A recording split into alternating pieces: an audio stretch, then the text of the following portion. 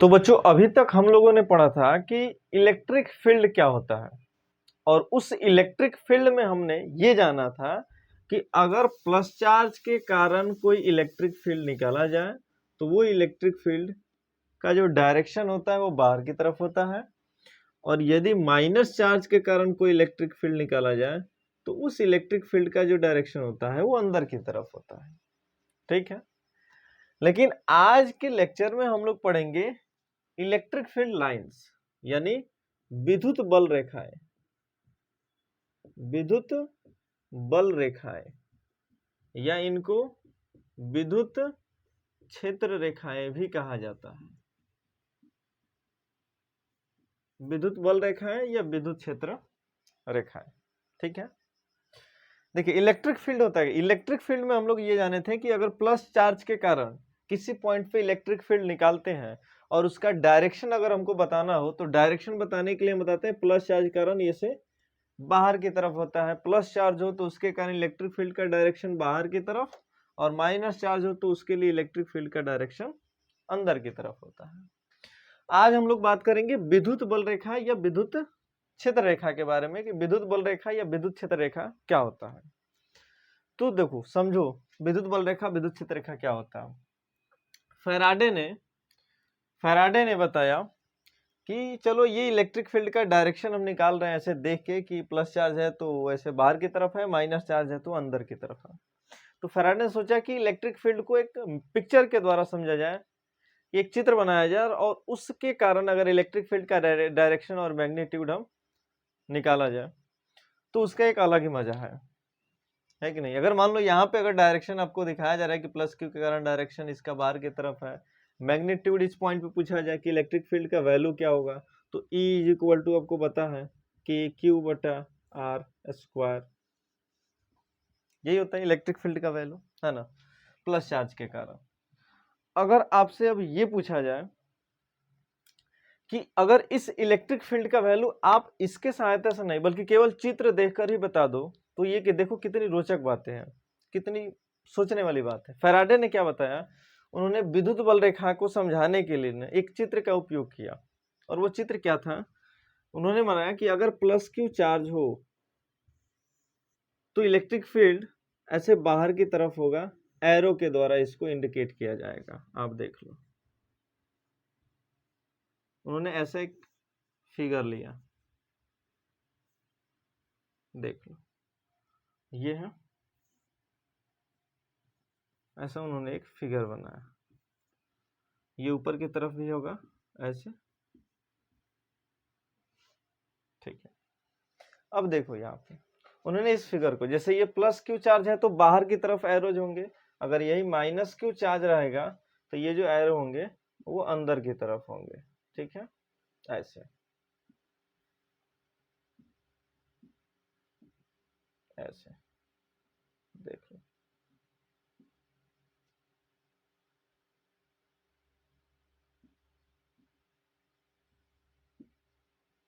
ये देख लो अंदर की तरफ, ये देखो चित्र के द्वारा बताया। और उन्होंने ये समझाया कि जैसे जैसे देखो, ये तो आपको हमेशा याद रखना है कि प्लस क्यू अगर चार्ज हो तो इलेक्ट्रिक फील्ड लाइंस बाहर की तरफ होती है, और माइनस क्यू चार्ज हो तो इलेक्ट्रिक फील्ड लाइंस अंदर की तरफ होती है। ये विद्युत बल रेखा जिसको हम लोग विद्युत बल रेखा कहते हैं। उन्होंने बताया, उन्होंने इस चित्र के द्वारा इसके इलेक्ट्रिक फील्ड के परिमाण को भी बता दिया और दिशा को भी बताया। उन्होंने कहा कि भाई यहाँ पे प्लस क्यू के कारण इस पी पॉइंट पे अगर हम इलेक्ट्रिक फील्ड निकालते हैं और यहाँ से यहाँ तक का डिस्टेंस हमारा आर है तो इलेक्ट्रिक फील्ड हम का फॉर्मूला ये फॉर्मूला यूज करेंगे इलेक्ट्रिक फील्ड निकालने के लिए। लेकिन उन्होंने इलेक्ट्रिक फील्ड इस चित्र के द्वारा ही समझा दिया कि अगर इलेक्ट्रिक फील्ड, जैसे मान लो ये प्लस क्यू चार्ज के कारण, अब जैसे देखो यहाँ पे एरो का सिंबल बताया गया है, अब यहाँ पे जो इलेक्ट्रिक फील्ड होगा वो यहाँ पर के इलेक्ट्रिक फील्ड के तुलना में कम होगा। यानी P पॉइंट पे अगर इलेक्ट्रिक फील्ड निकाला जाए और Q पॉइंट पे इलेक्ट्रिक फील्ड निकाला जाए तो P पॉइंट का इलेक्ट्रिक फील्ड अधिक होगा और Q पॉइंट का इलेक्ट्रिक फील्ड कम होगा। अब देखो हमने बिना इलेक्ट्रिक फील्ड निकाले हमने बता दिया कि P पॉइंट का जो इलेक्ट्रिक फील्ड होगा, इलेक्ट्रिक फील्ड यानी विद्युत क्षेत्र की तीव्रता है वो अधिक होगा और Q पॉइंट का इलेक्ट्रिक फील्ड होगा वो कम होगा। कैसे बता दिया? अच्छा, इसलिए क्योंकि फैराडे ने बताया कि जैसे जैसे ये लाइन, ये एरो का लेंथ कम होते जाएगा, जैसे देखो यहाँ पे एरो अधिक है, उसके बाद ये एरो बड़ा है, थोड़ा सा इससे छोटा है, फिर इससे थोड़ा छोटा ये है, फिर और एरो बनाओगे तो इससे छोटा, इससे छोटा, ऐसे छोटा होता जाएगा। और जैसे जैसे ये एरो छोटा होते जाएगा वैसे वैसे इलेक्ट्रिक फील्ड कम होते जाएगा। और सबसे इलेक्ट्रिक फील्ड जीरो कहाँ होता है? इनफाइनाइट पे इलेक्ट्रिक फील्ड जो होता है वो जीरो होता है। ये नहीं कि बीच में कहीं ले जाके हम इलेक्ट्रिक फील्ड को जीरो रख दें, ऐसा नहीं होगा। इलेक्ट्रिक फील्ड जो जीरो होता है वो इनफाइनाइट पे होता है। बीच में अगर इस एरो को आप खींचते जाइएगा तो हर एक पॉइंट पे एक इलेक्ट्रिक फील्ड निकलेगा, लेकिन वो इलेक्ट्रिक फील्ड का वैल्यू वो जैसे जैसे दूर होते जाएगा और जैसे जैसे एरो छोटे बनते जाएगा उस इलेक्ट्रिक फील्ड का वैल्यू क्या होते जाएगा? कम होते जाएगा। समझ रहे हो? मतलब कहने का मतलब ये कि फैराडे ने एक चित्र के द्वारा, एक फिगर के द्वारा इलेक्ट्रिक फील्ड के मैग्नीट्यूड निकालने का नियम बता दिया। इलेक्ट्रिक फील्ड का वैल्यू, जैसे अब हम P पॉइंट पे, आपने बताया P पॉइंट पे इलेक्ट्रिक फील्ड अधिक होगा, Q पॉइंट पे इलेक्ट्रिक फील्ड कम होगा। क्यों? क्योंकि ये एरो क्या है, आगे बढ़ने के साथ साथ छोटे होते जा रहे हैं। वैसे ही माइनस Q चार्ज में भी होगा। यहाँ पे अगर कोई पॉइंट लेते हो, यहाँ पे A, और यहाँ पे कोई पॉइंट लेते हो B, और A पॉइंट का जो इलेक्ट्रिक फील्ड होगा वो अधिक होगा और B पॉइंट का जो इलेक्ट्रिक फील्ड होगा वो कम होगा। यानी इलेक्ट्रिक फील्ड लाइंस क्या है? इलेक्ट्रिक फील्ड लाइंस ये एक ऐसी रेखाएं हैं जो केवल काल्पनिक रेखाएं हैं। ये कोई माइनस क्यू चार्ज अगर रखते हो तो उसके चारों तरफ लाइंस नहीं दिखाई देगी, क्योंकि ये काल्पनिक रेखा है, इसको केवल कल्पना किया जा सकता है। जैसे चुंबक जो होता है, तो चुंबक अपने चारों तरफ एक फील्ड बनाता है और उस फील्ड में अगर कोई दूसरे चुंबक को लेके आए तो वह क्या करता है? अट्रैक्ट करता है उसको। तो फील्ड बनाने का मतलब वहां पे उसका चारों तरफ अपना एक क्षेत्र होता है, लेकिन वो क्षेत्र हमको दिखता नहीं है।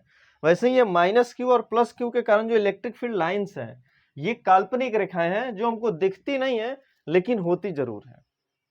फिर आगे, यानी अब चूंकि इसका परिमाण तो हमको पता चल गया, डायरेक्शन कैसे पता चलेगा? परिमाण मतलब कि जैसे जैसे इलेक्ट्रिक फील्ड लाइंस छोटी होती जाएगी वैसे वैसे किस पॉइंट पे इलेक्ट्रिक फील्ड का वैल्यू जो होगा वो कम होते जाएगा। इसके सहायता से हम परिमाण निकाल सकते हैं। दिशा आपको पता है कि अगर इलेक्ट्रिक फील्ड लाइंस की डायरेक्शन बताना हो, इलेक्ट्रिक फील्ड लाइंस का, जैसे माइनस क्यू के इलेक्ट्रिक फील्ड लाइंस का डायरेक्शन अंदर की तरफ और प्लस क्यू के इलेक्ट्रिक फील्ड लाइन का डायरेक्शन बाहर की तरफ, ऐसे होता है। ये देखो, ये बाहर की तरफ है, सब देख रहे हो ना? प्लस क्यू चार्ज के कारण इलेक्ट्रिक फील्ड लाइंस जो होता है वो ऐसे बाहर की तरफ होता है, ऐसे, ठीक है?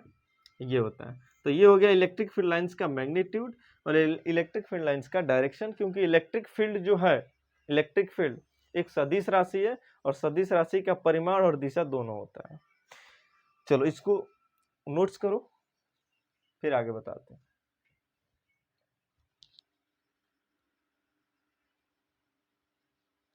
चलो मिटाते हैं इसको, आगे बढ़ते हैं।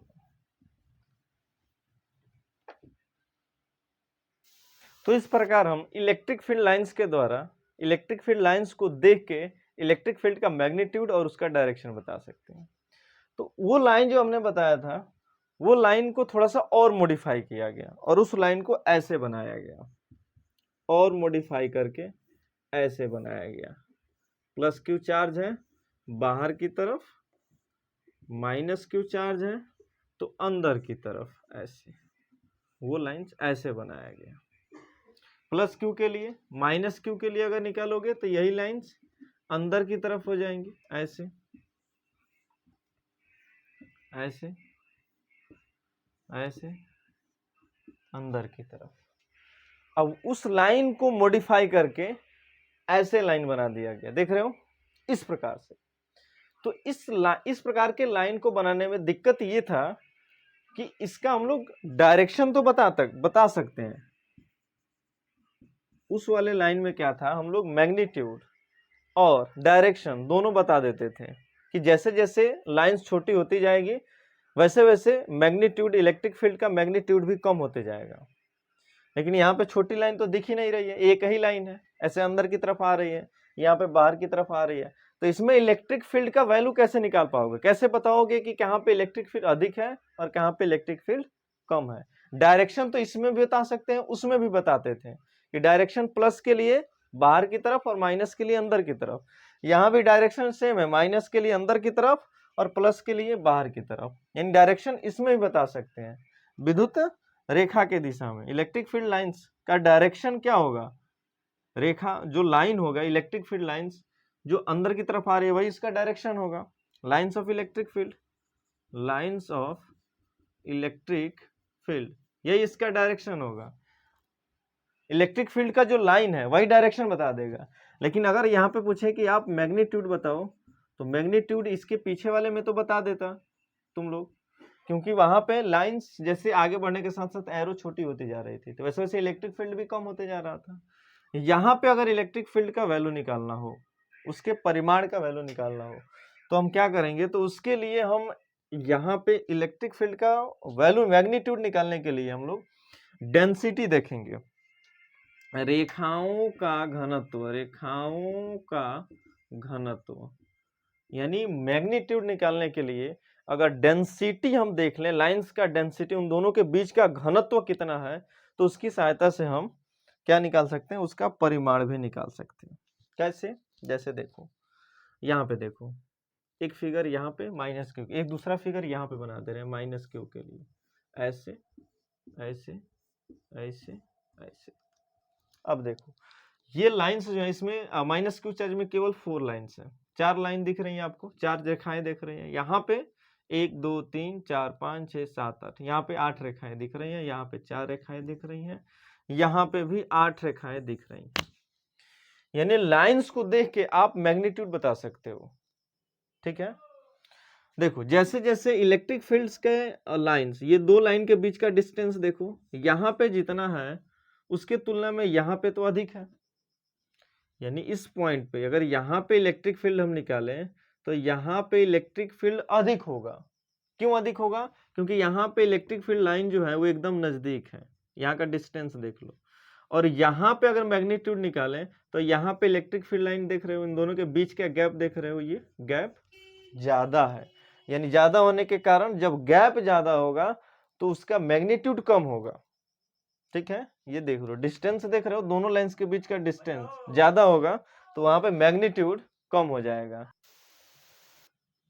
यानी जैसे जैसे ये दोनों फील्ड लाइंस का डिस्टेंस बढ़ते जाएगा वैसे वैसे इलेक्ट्रिक फील्ड कम होते जाएगा। यानी दो इलेक्ट्रिक फील्ड के डेंसिटी पर निर्भर करता है इसका मैग्नीट्यूड। इसके पहले मैग्नीट्यूड किस पे निर्भर करता था, लेंथ ऑफ एरो, यानी एरो की लंबाई पर। जैसे जैसे एरो कम होते जाता था वैसे वैसे इलेक्ट्रिक फील्ड कम होते जाता था। लेकिन यहाँ पे मैग्नीट्यूड किस पे निर्भर है, रेखाओं के डेंसिटी पे। तो मॉडिफाई करने के बाद ये बताया गया कि जैसे जैसे डेंसिटी बढ़ते जाएगा दो लाइंस के बीच में वैसे वैसे उसका मैग्नीट्यूड भी कम होते जाएगा। ये तो था, तो उसका केवल एक मतलब समझाए इसको इलेक्ट्रिक फील्ड्स का। डेफिनेशन इसका बाकी है, इसको नोट कीजिए, फिर इसका डेफिनेशन लिखवा देते हैं। चलिए अब हम लोग करते हैं विद्युत बल रेखाओं की परिभाषा। यहाँ पे ये अभी विद्युत बल रेखाएं, विद्युत क्षेत्र रेखाएं भी इसको कहते हैं, बार बार हम बता रहे हैं, एग्जाम में विद्युत क्षेत्र रेखाएं भी आ सकते हैं। देखिए ये क्षेत्र रेखाएं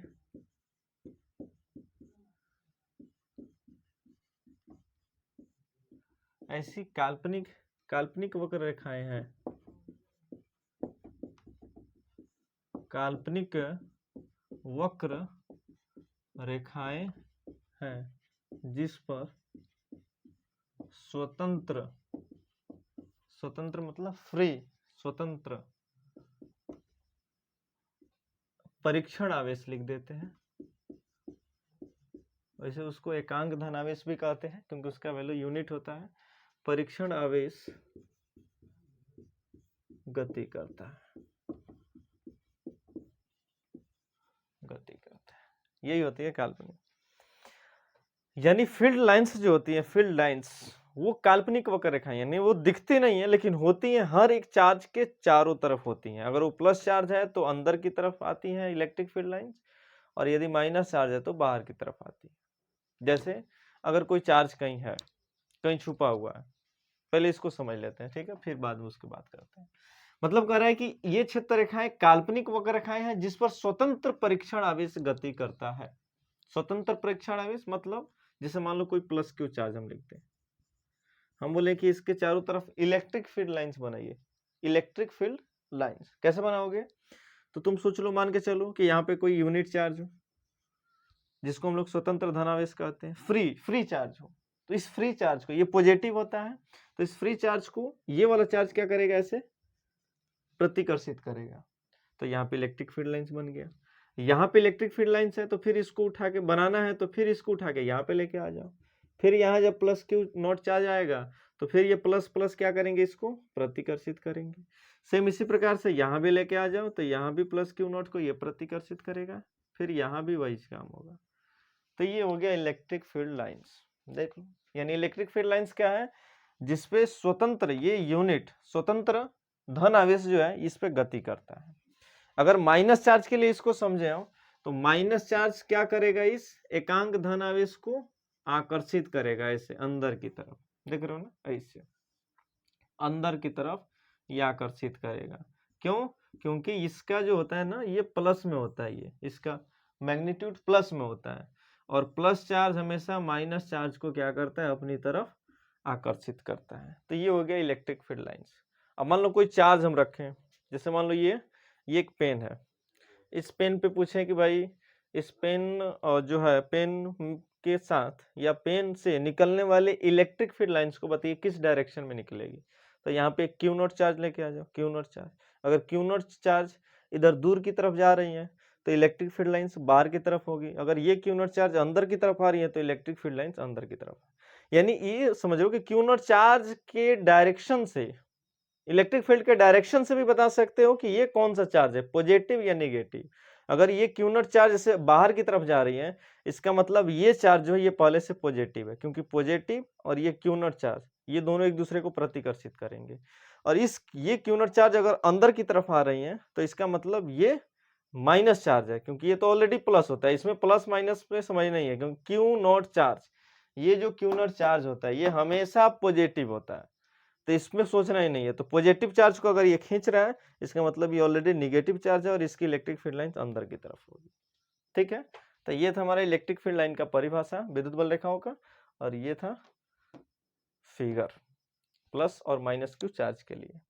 अगर ये दोनों चार्ज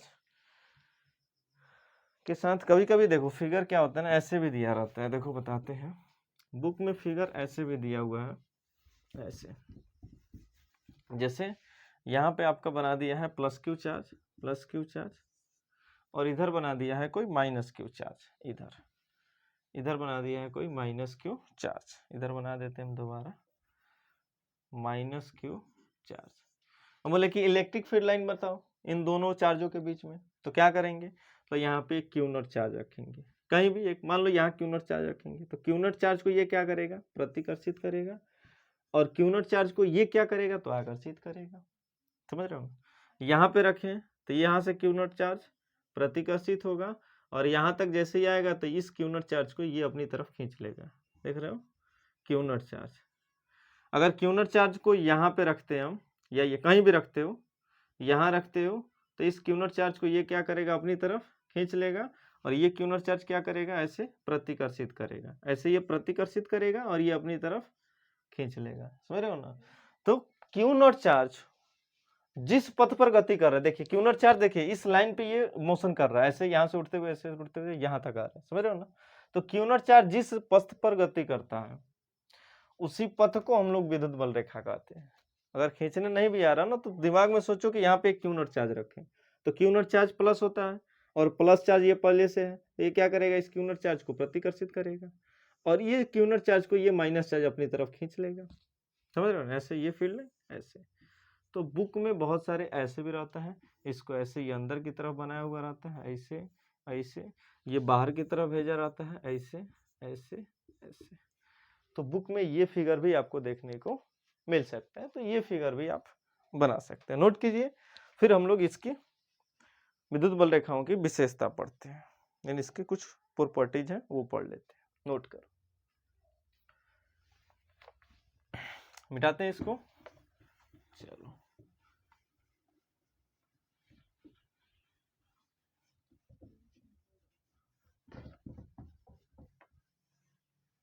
अब हम लोग पढ़ते हैं विद्युत बल रेखाओं के गुण।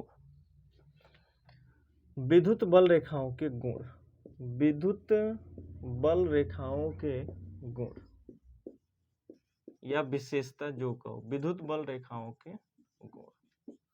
चलो विद्युत बल रेखा, पहला विशेषता, पहला ही आप विशेषता क्या बता सकते हो? विद्युत बल रेखाएं ऋणात्मक आवेश में अंदर की तरफ होती हैं और धनात्मक आवेश में बाहर की तरफ होती है। जैसे कि आपको हमने बताया था, प्लस चार्ज के लिए बाहर की तरफ इलेक्ट्रिक फील्ड लाइंस ऐसे, और माइनस चार्ज के लिए अंदर की तरफ इलेक्ट्रिक फील्ड लाइंस ऐसे। ठीक है, तो इसको कैसे लिख सकते हैं हम? इसको हम लिख सकते हैं कि ये धनात्मक के लिए बाहर की ओर तथा ऋणात्मक आवेश के लिए अंदर की तरफ होती है, अंदर की ओर होती है, अंदर की ओर होती है। जैसा कि आपके फिगर में हमने बताया कि प्लस चार्ज के लिए ये फील्ड लाइंस अंदर की तरफ होती हैं ऐसे। ये प्लस चार्ज के लिए देख सकते हैं आप लोग अंदर की तरफ, क्यों सॉरी बाहर की तरफ, क्योंकि क्यू नॉट, देखो इलेक्ट्रिक फील्ड लाइंस बनाना कोई मुश्किल है नहीं। आप बस इतना सोचो, 5 लाइंस आपको नहीं पता है, प्लस क्यू चार्ज दे दिया, लाइन आपको खींचना नहीं आ रहा है कि बाहर होगा कि अंदर की तरफ होगा। बस तो इतना सोचो कि यहाँ पे अगर हम क्यू नॉट चार्ज लेके आए तो क्यू नॉट चार्ज ऐसे प्लस में होता है, तो वो प्लस चार्ज को ये प्लस चार्ज क्या करेगा? प्रतिकर्षित, यानी ऐसे दूर भेजेगा, ये भी ऐसे दूर भेजेगा, यानी ये बाहर की तरफ हो गया। और यदि यही माइनस चार्ज रहता तो उस क्यू नॉट चार्ज को ये अंदर की तरफ खींच लेता, तो ये बन गई इलेक्ट्रिक फील्ड लाइंस। तो यही पहला इसका विशेषता है, क्या कि प्लस चार्ज के लिए इलेक्ट्रिक फील्ड लाइंस बाहर की ओर होती है और माइनस चार्ज के लिए अंदर की ओर होती है। सेकंड पॉइंट, प्लस चार्ज के लिए यानी धनात्मक आवेश के लिए, धनात्मक आवेश के लिए ये धनात्मक आवेश के लिए, धनात्मक आवेश देख रहे हो, अनंत पर समाप्त होती है, अनंत पर समाप्त होती है, तथा ऋणात्मक आवेश के लिए, ऋणात्मक आवेश के लिए अनंत से प्रारंभ होती है, अनंत से प्रारंभ होती है। यानी इलेक्ट्रिक फील्ड लाइंस आप देख रहे हो यहाँ पे माइनस चार्ज के लिए ऐसे अंदर की तरफ आ रही है। इलेक्ट्रिक फील्ड आपको हम बताए थे, इलेक्ट्रिक फील्ड इनफाइनाइट पे जाके जीरो होता है, इधर कहीं नहीं होता है। अब इलेक्ट्रिक फील्ड लाइंस का वैल्यू या इलेक्ट्रिक फील्ड का वैल्यू इस चार्ज के चारों तरफ कहीं नहीं होगा, इलेक्ट्रिक फील्ड का वैल्यू जीरो इनफाइनाइट पे होगा। यानी अब देखो विद्युत बल रेखाएं ऐसे अंदर की तरफ आ रही है, यानी इनफाइनाइट से विद्युत बल रेखाएं ऐसे अंदर की तरफ आ रही होंगी। अब उतना लंबा रफ फिगर तो बनाया नहीं जा सकता इसे कि आ रही है, अनंत से इनफाइनाइट से विद्युत बल रेखाएं ऐसे अंदर की तरफ आ रही हैं, और ये विद्युत बल रेखाएं निकलते हुए और कहां पे जाके समाप्त होगी? अनंत पे समाप्त होगी, और ये अनंत से आ रही है। तो इसलिए यहाँ पे बताया जा रहा है कि ये धनात्मक आवेश के लिए अनंत पर समाप्त होती है। जैसे धनात्मक आवेश के लिए ये निकलती हुई जा रही है, बाहर की तरफ जा रही है, और ये कहाँ समाप्त होगा? इनफाइनाइट पे, अनंत पे। और ऋणात्मक आवेश के लिए ये अनंत से प्रारंभ होती है और ऐसे ऐसे यहाँ पे आती है, यहाँ तक माइनस क्यू चार्ज तक आती है। यानी ये हो गया आपका दूसरा नियम, ठीक है ना। ये इसको इरेज कर देते हैं, ये दोनों नियम नोट कीजिए, फिर आगे बताते हैं तीसरा, या तीसरा यहीं पे बता देते हैं, देख लो। तीसरा ये है कि ये लाइंस, ये रेखाएं तल के लंबवत होती है, छोटा सा है इसको बता देते हैं, लंबवत होती है। बाकी इसके बाद जो हम लोग पढ़ेंगे विशेषता, उस पर एक एक सवाल भी हम लोग करेंगे। तो यहाँ तक 3 नंबर तक ये जो रेखाएं होती हैं ये तल के लंबवत होती हैं, यानी ऐसे हमको दिख रहा है ना, ऐसे जैसे प्लस क्यू माइनस चार्ज के लिए प्लस क्यू, यहाँ पे फिगर बना देते हैं, देखो यहाँ पे दिख रहा है ना, ठीक है, प्लस क्यू चार्ज यहाँ पे एक ले लेते हैं, यहाँ पे ले लेते हैं एक माइनस क्यू चार्ज। तो हमको पता है इलेक्ट्रिक फील्ड लाइन्स ऐसे प्लस से बाहर निकलेगी और ऐसे माइनस में अंदर की तरफ जाएगी।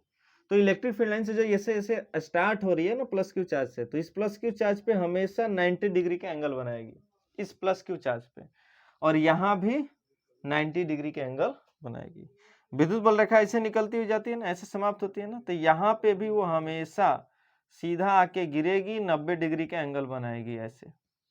यानी विद्युत बल रेखाएं तल पर हमेशा लंबवत होती हैं, यानी 90 डिग्री का एंगल बनाती हैं। ये हो गया हमारा तीसरे, कितने डिग्री का एंगल बनेगा, 90 डिग्री का, हर जगह पे, इधर भी सब जगह पे 90 डिग्री का एंगल बनेगा, 90 डिग्री पर समाप्त होगा। यानी सीधा एकदम निकलती है। कोई चार्ज ऐसे गोल चार्ज हो, मान लो ये चार्ज है, तो विद्युत बल रेखा ऐसे सीधा निकलेगी, भले जाके आगे ऐसे टेढ़ी हो जाए, लेकिन तल से, पृष्ठ से ये हमेशा 90 डिग्री के एंगल बनाते हुए बाहर की तरफ निकलेगी। ये तीसरा पॉइंट है, इसको नोट कीजिए।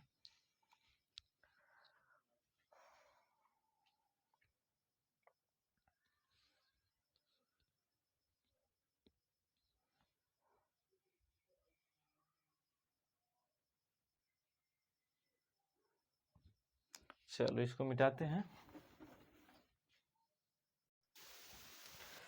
तो चौथा पॉइंट होगा, जो ये रेखाएं जो होती हैं, इन रेखाओं का परिमाण, ऐसे लिखते हैं, इन रेखाओं का परिमाण, इन रेखाओं का परिमाण आवेश के परिमाण के समानुपाती होती है। आवेश के परिमाण के समानुपाती होती है। मतलब क्या होगा, मतलब ये कि जैसे अगर मान लो कोई प्लस क्यू चार्ज है यहाँ पे, और इन प्लस क्यू चार्ज से बाहर की तरफ अगर 2 इलेक्ट्रिक फील्ड लाइन बाहर की तरफ निकल रही है, तो अगर इस प्लस क्यू को हम दोगुना कर दें, यानी प्लस 2 क्यू कर दें, तो यहाँ पे इलेक्ट्रिक फील्ड लाइन भी दोगुना हो जाएगी। यानी यहाँ पे इलेक्ट्रिक फील्ड लाइन की संख्या कितना था, 2। जैसे हमने चार्ज को दोगुना किया, तो इलेक्ट्रिक फील्ड की लाइन भी दोगुना हो जाएगी, इलेक्ट्रिक फील्ड लाइन 4 हो जाएगा। समझ रहे हो? यानी आवेश जो है, आवेश यानी वो डायरेक्ट प्रोपोर्शनल होता है फील्ड लाइंस के, किसके, फील्ड लाइंस के। यानी जैसे जैसे फील्ड लाइन की संख्या बढ़ेगी, इसका मतलब उसका आवेश का परिमाण ज्यादा है। या जैसे जैसे आवेश का परिमाण, जैसे अब यहाँ पे 3Q कर दें, प्लस 3Q, तो यहाँ पे इलेक्ट्रिक फील्ड लाइंस कितना हो जाएगा, तो 2 से 2 तिक्का 6 इलेक्ट्रिक फील्ड लाइंस हो जाएगा यहाँ पे, 4 5 6। समझ रहे हो ना? यानी ये कह रहा है कि जो रेखाओं का जो परिमाण है, यानी रेखाओं की संख्या होती है, रेखाओं का जो वैल्यू है, वो आवेश के परिमाण के समानुपाती है, यानी डायरेक्ट प्रोपोर्शनल है इलेक्ट्रिक फील्ड लाइंस के और आवेश के। जैसे जैसे आवेश को अगर आप बढ़ाते हैं, वैसे वैसे इलेक्ट्रिक फील्ड लाइंस भी बढ़ेगा। जैसे यहाँ पे देखो आवेश कितना था, plus Q, electric field lines कितना निकल रही थी, 2। जैसे हमने आवेश के वैल्यू को बढ़ाया, प्लस क्यू से 2 प्लस क्यू किया, तो वैसे इलेक्ट्रिक फील्ड लाइन भी बढ़ गया, 2 से 4 हो गया। समझ रहे हो ना? 2 गुना किए तो इलेक्ट्रिक फील्ड लाइन भी 2 गुना हो जाएगा, तो 2 दूना 4। यहाँ पे प्लस क्यू चार्ज को 3 गुना किए तो इलेक्ट्रिक फील्ड लाइन भी 3 गुना हो गया, यानी 6 हो गया। तो इस प्रकार से हम कह सकते हैं कि इलेक्ट्रिक फील्ड लाइंस जो होती हैं वो आवेश के समानुपाती होती है। ये था हमारा चौथा पॉइंट। पांचवा पॉइंट हमारा ये होगा कि ये जो रेखाएं होती हैं ये एक दूसरे के सममित होती हैं। ये रेखाएं, ये का मतलब इलेक्ट्रिक फील्ड लाइंस, विद्युत बल रेखाएं एक दूसरे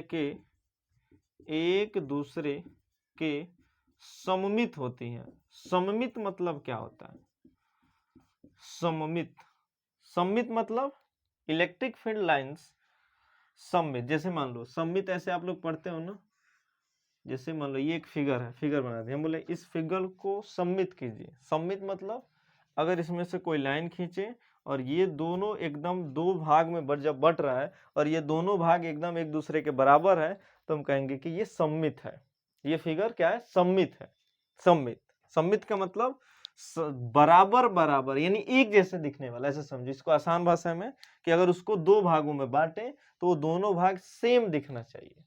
ठीक है, अब जैसे देखो यहाँ पे ये एक बनाते हैं बी और बी को बोले सममित करो, तो तुम क्या किया भाई, ऐसे बीच में से काट दिया। सममित होगा? नहीं होगा। क्यों? क्योंकि इधर का डायरेक्शन जो है वो हमारा ऐसे दिख रहा है, नीचे वाला देख लो। अगर ये लाइन पर से आधे पर से इधर देखोगे तो ये ऐसे, उधर देखोगे तो ऐसे, बीच में लाइन है। सममित कब होगा? जब इसी को हम बीच से काट दें, तब ये सममित हो जाएगा, क्योंकि ऊपर भी हमारा ऐसे और नीचे भी हमारा ऐसे। तो सममित का मतलब दो। वैसे ही इलेक्ट्रिक फील्ड लाइंस भी जो होती हैं वो सममित होती है। ठीक है, चलो इस पे एक सवाल करते हैं, छोटा सा सवाल। सवाल ये है कि यहाँ पे हम क्या करते हैं, एक चार्ज दे देते हैं Q1 और दूसरा चार्ज दे देते हैं हम Q2। एक चार्ज Q1, दूसरा चार्ज Q2, ऐसे। ये देखिए, ये इलेक्ट्रिक फील्ड लाइंस बना दी हैं। तो हमको पता है कि जब इलेक्ट्रिक फील्ड लाइन ऐसे, जब ऐसे यहाँ पे इस प्रकार से दिख रहा है तो नीचे भी इसी प्रकार से दिखेगा, ऐसे होना चाहिए। इलेक्ट्रिक फील्ड लाइन ऐसे हो गया, नीचे भी ऐसे ही होगा। सममित तो यही होता है, जैसे ऊपर वैसे नीचे, जैसे ऊपर वैसे नीचे, देख रहे हो ना। अब हम पूछ रहे हैं, ये एक क्वेश्चन दे रहा है, इस पे हमने ये पूछा आपसे कि इन दोनों आवेशों में से ये प्लस यहाँ पे Q1 यहाँ पे Q2, दोनों आवेशों में से किसका परिमाण अधिक है? किसका परिमाण अधिक है? ऑप्शन दे रहे हैं Q1 greater than Q2, B दे रहे हैं Q2 ग्रेटर देन Q1, सी दे रहे हैं Q1 is equal to Q2। इसको मॉड में डाल देते हैं, है ना, मॉड में डाल देते हैं। और D number option none of this, none of this. चलो इसको नोट करो और इसको अभी बनाओ, अभी हम आंसर बताते हैं।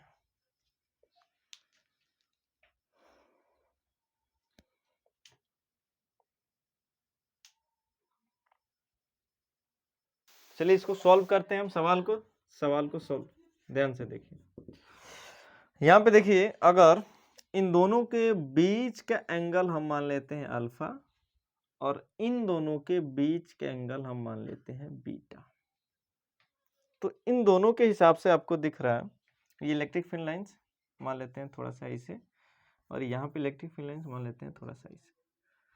तो अल्फा और बीटा को देखते हुए आप ये बता सकते हैं कि यहाँ पे अल्फा का जो वैल्यू है वो बड़ा है बीटा के वैल्यू से, यानी ये वाला जो एंगल होता है, एंगल जो है वो बड़ा है इस वाले एंगल से। तो एंगल से क्या होगा? तो एंगल से आप ये बता सकते हो ना कि इलेक्ट्रिक फील्ड लाइन से, या ऐसे बता सकते हो कि दोनों में से किसका वैल्यू अधिक है, Q1 का या Q2 का। देखो कैसे, अभी हमने आपको बताया कि इलेक्ट्रिक फील्ड लाइन जो होती है, इलेक्ट्रिक फील्ड लाइंस, या ऐसे समझो डेंसिटी, इलेक्ट्रिक फील्ड लाइन की डेंसिटी जितनी अधिक होगी, जैसे यहाँ पे देखो, यहाँ पे देखो इलेक्ट्रिक फील्ड लाइंस कितना है 2, यहाँ पे इलेक्ट्रिक फील्ड लाइन कितना है 4 इलेक्ट्रिक फील्ड लाइन होने का मतलब, क्यों 4 इलेक्ट्रिक फील्ड लाइन हो गया? क्योंकि चार्ज क्या था 2Q था, यहाँ पे इलेक्ट्रिक फील्ड कितना था 2, चार्ज क्या था Q था, यानी ऐसा इसलिए हम मतलब कि यहाँ पे इलेक्ट्रिक फील्ड लाइन 4 है और यहाँ पे इलेक्ट्रिक फील्ड लाइन 2 है। तो इलेक्ट्रिक फील्ड लाइन की संख्या बढ़ रही है। क्यों बढ़ रही है? क्योंकि यहाँ पे चार्ज कितना है 2Q, यानी 2Q अधिक है Q से। देख लो, तो यहाँ पे हम ये बता सकते हैं कि जैसे जैसे इलेक्ट्रिक फील्ड लाइन अधिक हो रही है वैसे वैसे इसका मतलब वैल्यू, आवेश का वैल्यू ज्यादा है। क्या है? ज्यादा। यानी जैसे जैसे इलेक्ट्रिक फील्ड अधिक होगा तो इसका मतलब इन दोनों के बीच का एंगल कम होगा। जैसे हम कहें कि इन दोनों के बीच का एंगल, आप कहोगे सर 180 डिग्री, हम कहें कि इन दोनों के बीच का एंगल, तो कैसे निकालोगे? तो भाई टोटल 360 में 4 से भाग दे दो, कहोगे 90 डिग्री, 90 डिग्री, ये भी कितना 90, ये कितना 90, ये कितना 90, यानी एंगल कम है। क्यों? क्योंकि इलेक्ट्रिक फील्ड लाइन अधिक है। समझ रहे हो? यहाँ पे एंगल 180 डिग्री हुआ, इसका मतलब इलेक्ट्रिक फील्ड लाइन कम है। यानी इलेक्ट्रिक फील्ड लाइंस अगर ज्यादा होगी तो उनके बीच का एंगल कम होगा। तो इन दोनों में से बीच का एंगल, किसका एंगल कम है? बीटा का। किसका एंगल ज्यादा है? अल्फा का। इसका मतलब इलेक्ट्रिक फील्ड लाइन किस में अधिक होगी? बी में, यानी बीटा वाले में, यानी Q2 में। Q2 में विद्युत बल रेखाएं या विद्युत बल रेखाओं की संख्या अधिक होगी। संख्या क्या होगी? अधिक होगी। अधिक होगी। अधिक क्यों हो रही है? आपको समझ में आ रहा है? अधिक इसलिए हो रही है क्योंकि यहां पे इसका जो दोनों के बीच का एंगल जो है वो कम है, और दोनों के बीच का एंगल कम होगा तो इलेक्ट्रिक फील्ड लाइन ज्यादा होगा। इलेक्ट्रिक यानी विद्युत बल रेखा यहाँ पे देख लो, 1 2 3 4, 4 है ना, तो दोनों के बीच का एंगल 90 डिग्री। यहाँ पे विद्युत बल रेखा 2 को है तो दोनों के बीच का एंगल 180 डिग्री। 180 डिग्री यानी जहां पे एंगल कम हो रहा है वहां पे विद्युत बल रेखा ज्यादा है। एंगल कम यहाँ पे है, इसका मतलब यहाँ पे विद्युत बल रेखाएं ज्यादा होगी। तो विद्युत बल रेखा ज्यादा होगा यानी आवेश का वैल्यू भी ज्यादा होगा। समझ रहे हो ना? आवेश का वैल्यू ज्यादा होगा। विद्युत बल रेखा यहाँ पे कितना है? 4 है। यहाँ विद्युत बल रेखा 2 है। तो विद्युत बल रेखा ज्यादा है तो आवेश का वैल्यू भी ज्यादा होगा, यानी यहाँ पे Q2 जो होगा वो बड़ा होगा Q1 से, यानी आपका हो जाएगा option number B is the correct answer. ठीक है, इसको नोट करो। यानी इसको देखते हुए हम एक यहाँ पे एक और लिख सकते हैं, सॉरी 6 नंबर शायद पॉइंट था कि विद्युत बल रेखाएं रेखाओं के घनत्व पर निर्भर करते हैं। रेखाओं के घनत्व पर निर्भर करते हैं। ठीक है, रेखाओं के घनत्व पे निर्भर करते हैं, यानी प्लस क्यू चार्ज अगर यहाँ पे लेते हैं, यहाँ पे रेखाओं का घनत्व, चलो देख लो ये है, यहाँ पे एक चार्ज लेते हैं, यहाँ पे रेखाओं का डेंसिटी ऐसे है, देख लो ऐसे ऐसे ऐसे ऐसे ऐसे। रेखाओं का डेंसिटी बताओ कहाँ ज्यादा है? यहाँ पे ये सब ज्यादा है डेंसिटी। यहाँ पे बहुत सारे रेखाएं है ना, रेखाओं की संख्या देख रहे हो बहुत ज्यादा है, रेखाओं की संख्या ज्यादा है। यहाँ पे रेखाओं की संख्या 4, यहाँ पे रेखाओं की संख्या 8, यानी विद्युत बल रेखाएं है ना उसके घनत्व पे निर्भर करते हैं, डेंसिटी पे निर्भर करते हैं। यानी डेंसिटी इन दोनों के बीच का जितना कम होगा उतना विद्युत बल रेखा ज्यादा होगा। समझ रहे हो? डेंसिटी कैसे निकालोगे? एंगल से निकाल सकते हो, ये इन दोनों का दूरी देख के बता सकते हो। अरे यहाँ पे एंगल कितना डिग्री का होगा? 90 डिग्री का। यहाँ पे एंगल वही 36 है तो 8 से भाग दे दो, 45 डिग्री का एंगल। डेंसिटी कैसे निकालोगे? यहाँ पे एंगल अगर कम हो रहा है इसका मतलब दो रेखाएं एकदम क्लोज है, नजदीक नजदीक है, तभी तो एंगल कम हुआ दोनों रेखाओं के। यहाँ पे दो रेखाएं थोड़ा सा दूर है इसलिए एंगल 90 डिग्री हो गया। यानी जैसे जैसे अभी तो हम लोगों ने ये चीज पढ़ा था कि रेखाओं की संख्या जो होती है वो आवेश के परिमाण के समानुपाती होता है, 4 नंबर शायद। आवेश का परिमाण जो है वो कैसे निकाल सकते हो? ये डायरेक्ट प्रोपोर्शनल होती है फील्ड लाइंस के, नंबर ऑफ फील्ड लाइंस। ठीक है, नंबर ऑफ फील्ड लाइंस के। और साथ में ये भी जानो कि रेखाओं की ये जो डेंसिटी है, ठीक है ना, यह रेखाओं की संख्या है, ये रेखाओं के घनत्व पर निर्भर करता है। ठीक है, चलो अगला लाइंस, इसको इरेज करें। अगला लाइंस बोर्ड के हिसाब से अगला लाइन बहुत ही इंपॉर्टेंट लाइन होगा, जो कि होगा हमारा 7 नंबर पॉइंट। 7 नंबर पॉइंट क्या होगा? 7 नंबर पॉइंट है कि ये कभी भी एक दूसरे को नहीं काटती है, नहीं काटती, यानी विद्युत बल रेखाएं कभी भी एक दूसरे को क्रॉस नहीं करती। क्यों नहीं करती? अब देखो, मान लो यहाँ पे एक प्लस क्यू चार्ज, यहाँ पे एक माइनस क्यू चार्ज। हम क्या बोले भाई? हम ये बोले कि यहाँ पे एक क्यू नॉट चार्ज रखो, तो क्यू नॉट चार्ज को ये प्लस क्यू प्रतिकर्षी, तो ये माइनस क्यू आकर्षित करेगा। ऐसे ये विद्युत बल रेखा यहाँ पे ऐसे बनेगी, यहाँ पे ऐसे बनेगी। अब ये नहीं कि ये विद्युत बल रेखा एक और आ रही है तो इसको क्रॉस करती हुई ऐसे चली जाए, एकदम नहीं। विद्युत बल रेखाएं कभी भी एक दूसरे को क्रॉस नहीं कर सकती, वो कभी भी जाएगी तो इससे दूर होके ही जाएगी, ऐसे जाएगी। क्रॉस क्यों? सवाल ये भी आता है बोर्ड में कि विद्युत बल रेखा एक दूसरे को क्यों नहीं काटती है, क्यों क्रॉस नहीं करती है? अब ऐसा इसलिए, ठीक है, तो इसलिए इसको अगला पॉइंट बना देते हैं 7 नंबर पॉइंट। इसको हम 7 नंबर पॉइंट पर बना देते हैं। विद्युत बल रेखा, विद्युत बल रेखा, विद्युत बल रेखा के किसी भी बिंदु पर खींची गई सभी स्पर्श रेखा उस बिंदु पर विद्युत क्षेत्र की दिशा प्रदर्शित करती है। विद्युत बल रेखा के किसी बिंदु पर, किसी बिंदु पर खींची गई स्पर्श रेखा, स्पर्श रेखा उस बिंदु पर विद्युत क्षेत्र की दिशा को प्रदर्शित करता है, विद्युत क्षेत्र की दिशा को प्रदर्शित करता है। समझे? नहीं समझे? चलो समझता, समझो। विद्युत बल रेखा के किसी बिंदु पर, यानी यहाँ पे प्लस क्यू चार्ज, यहाँ पे minus Q charge, electric field line ऐसे, इलेक्ट्रिक फील्ड लाइन ऐसे, इलेक्ट्रिक फील्ड लाइन ऐसे, इलेक्ट्रिक फील्ड लाइन ऐसे, इलेक्ट्रिक फील्ड लाइन ऐसे। हमने क्या लिखा है कि विद्युत बल रेखा किसी बिंदु पर खींची गई स्पर्श रेखा उस बिंदु पर विद्युत क्षेत्र की दिशा को प्रदर्शित करता है। अब विद्युत क्षेत्र एक सदिश राशि है, तो हम बोले कि इस पॉइंट पे विद्युत क्षेत्र की दिशा को बताइए। क्या बोले? इस पॉइंट पे विद्युत क्षेत्र की दिशा, क्या दिशा होगा? तो भाई यहाँ पे एक स्पर्श रेखा खींच दो, डायरेक्शन पता चल गया। हमने बोला कि इस पॉइंट पे विद्युत क्षेत्र की दिशा को बताइए, यहाँ एक स्पर्श रेखा खींच लो।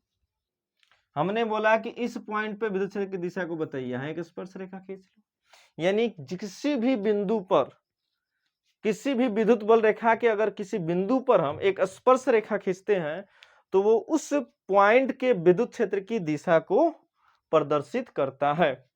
उसी प्रकार से अगर ये विद्युत बल रेखाएं, अगर ये विद्युत बल रेखाएं यहाँ पे क्रॉस करती है, अब देखो आंसर सुनो।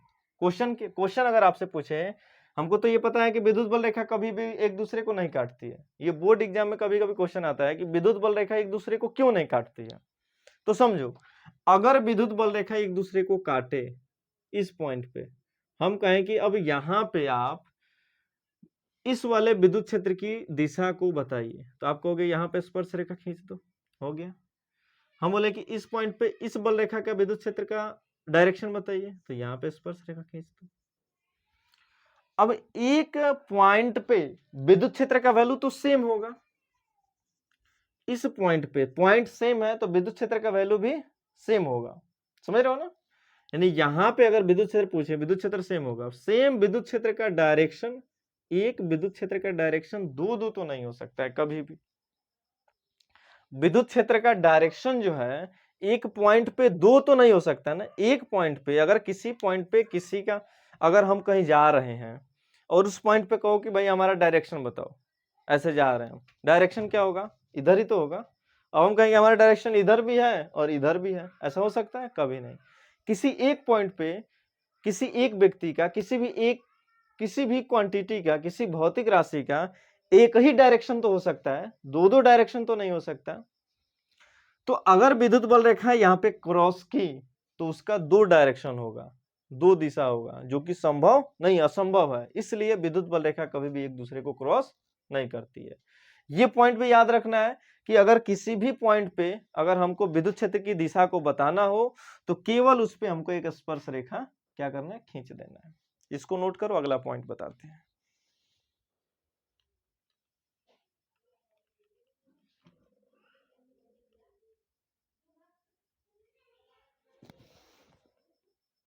चलिए 8वां पॉइंट, ये रेखाएं कभी भी बंद लूप नहीं बनाती हैं, बंद लूप नहीं बनाती है, क्लोज लूप नहीं बनाती है। ये रेखाएं कभी भी बंद लूप नहीं बनाती है। समझ रहे हो? देखो कैसे नहीं बनाती है। हम बार बार ये फिगर बना रहे हैं, plus Q minus Q, electric field lines ऐसे प्लस से माइनस की तरफ, यहाँ पे इलेक्ट्रिक फील्ड लाइंस ऐसे, यहाँ पे इलेक्ट्रिक फील्ड लाइंस ऐसे। कभी भी विद्युत बल रेखाएं बंद लूप नहीं बनाती है। बंद लूप का मतलब क्या हुआ कि अगर ऐसे चलना स्टार्ट की तो ऐसे घूमते हुए फिर ऐसे आए, समझ रहे हो? ऐसे घूमते हुए ऐसे गई, ऐसे निकलते हुए फिर ऐसे आई। जैसे मैग्नेटिक फील्ड जो होता है, नॉर्थ पोल साउथ पोल, ये बंद लूप बनाती है। जैसे यहाँ पे चुंबकीय क्षेत्र रेखाएं ऐसे निकलेगी और ऐसे घूमते हुए ऐसे आती है, ऐसे, ये बंद लूप बनाती हैं। चुंबकीय क्षेत्र रेखाएं जो होती हैं वो बंद लूप बनाती हैं, लेकिन विद्युत बल रेखाएं कभी भी बंद लूप नहीं बनाती है। वो ऐसे निकलेगी, ऐसे आएगी, यहां तक आके रुक जाएगी, फिर ऐसे निकलेगी, ऐसे आएगी। ये नहीं कि ऐसे घूमती हुई और फिर ऐसे आए, फिर ऐसे बाहर की तरफ आए। तब तो आप खुद सोचो, ऐसे बंद लूप बनाने के लिए इसको बाहर की तरफ जाना पड़ेगा। और हमको पता है कि electric field lines minus Q charge में बाहर होता ही नहीं, तो अंदर की तरफ होता है। देख लो, बंद लूप कहां से बनाएगी? नहीं बनाएगी। तो विद्युत बल रेखाएं कभी भी बंद लूप नहीं बनाती है। ठीक है। 9 नंबर पॉइंट, 9 नंबर पॉइंट, विद्युत बल रेखाएं धनात्मक आवेश, यहां पे लिखते हैं विद्युत बल रेखाएं, विद्युत बल रेखाएं धनात्मक आवेश, आवेश कहो या धनात्मक रेखा कहो, धनात्मक आवेश को प्रतिकर्षित तथा धनात्मक आवेश को प्रतिकर्षित तथा ऋणात्मक आवेश को आकर्षित करती हैं, आकर्षित करती है। 9 नंबर पॉइंट, कौन सा पॉइंट? 9 नंबर। यानी अगर प्लस क्यू चार्ज है तो विद्युत बल रेखाएं धनात्मक आवेश को प्रतिकर्षित करेगी। क्या करेगी? प्रतिकर्षित। यानी विद्युत बल रेखा ऐसे प्रतिकर्षित, दूर भागेगी।